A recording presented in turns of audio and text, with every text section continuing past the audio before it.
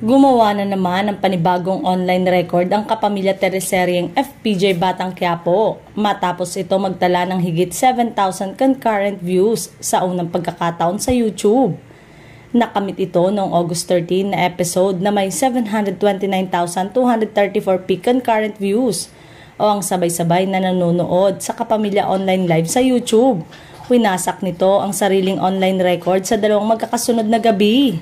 Tuloy-tuloy nga ang mga pasabog sa FPJ Batang Quiapo dahil nakamit ang panibagong milestone na ito sa loob lamang ng 2 linggo mula noong lumampas sa 600,000 concurrent views sa serye.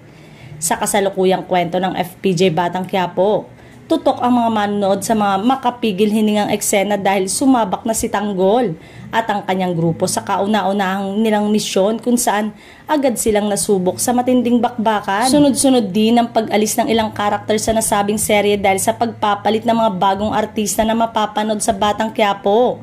Samantalang kinumpirma ng inside source ang pagpasok di umano ng isang karakter na magpapabago muli ng buhay ng bida na si Tanggol, maging sa mga taong nakapaligid sa kanya.